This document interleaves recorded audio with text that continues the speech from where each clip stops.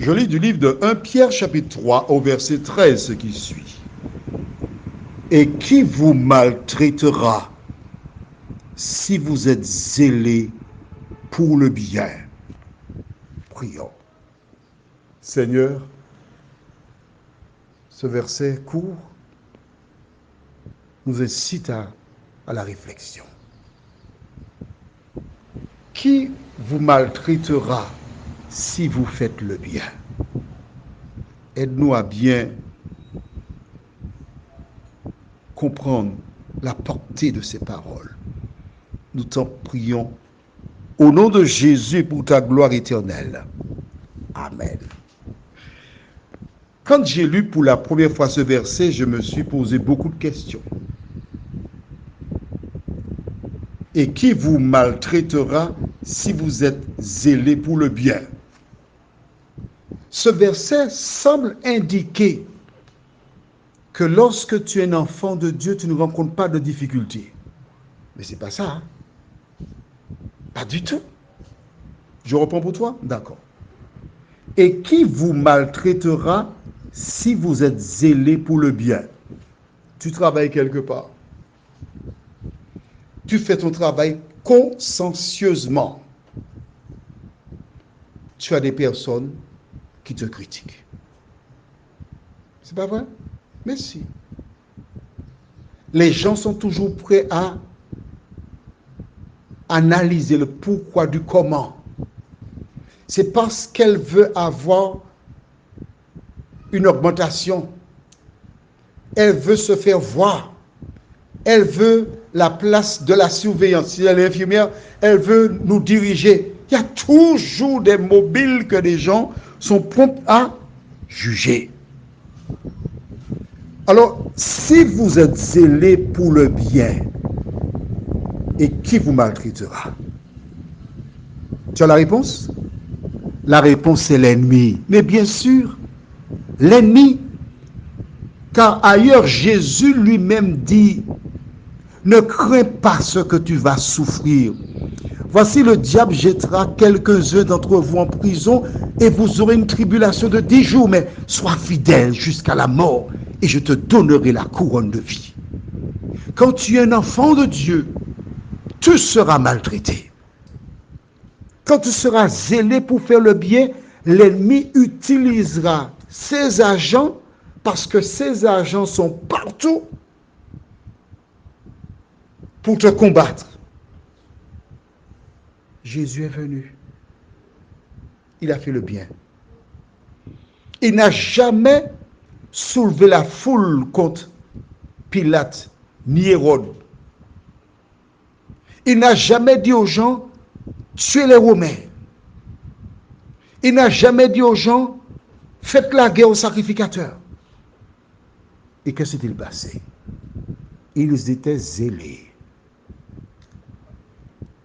pour poursuivre Jésus.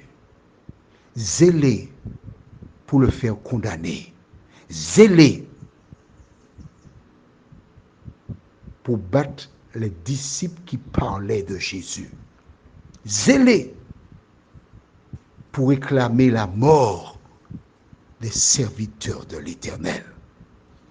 Alors c'est une question toute simple. Et qui vous maltraitera? Tu sais que c'est l'ennemi. L'ennemi n'a pas de jambes, mais il utilise des femmes et des hommes pour te maltraiter. Je me répète, c'est pour que tu retiennes la leçon.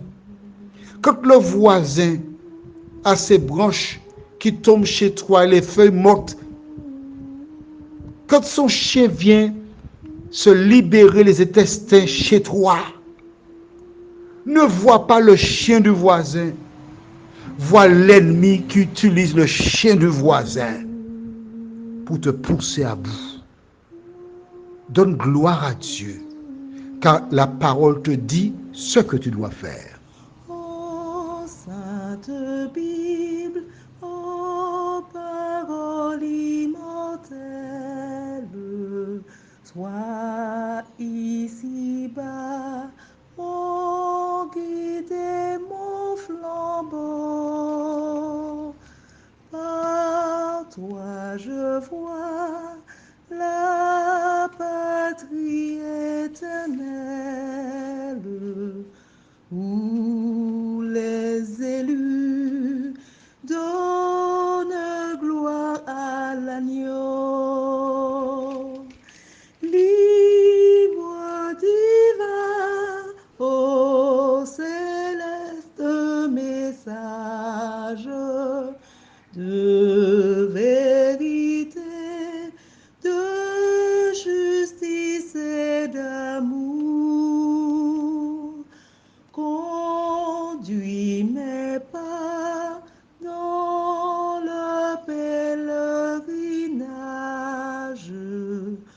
où vers le ciel j'avance chaque jour. Prions, notre Dieu, notre Père, nous te bénissons. Parce que chaque jour, nous marchons vers la terre promise. Chaque jour, nous approchons de l'échéance. Car tu as promis de revenir chercher tes enfants. Et parce que tu reviens bientôt, nous chercher, l'ennemi utilisera des personnes pour nous maltraiter. Mais nous te bénissons, Éternel. Car en toi, nous avons toutes choses. Nous t'exaltons parce que tu nous dis de garder nos yeux sur toi. Que l'Esprit, Seigneur, nous aide à lire les passages de la Bible. C'est là où nous trouvons la consolation, la force, la puissance. Bénis-nous, nous t'en prions, au nom de Jésus et pour ta gloire éternelle. Amen. Nous te souhaitons une bonne nuit.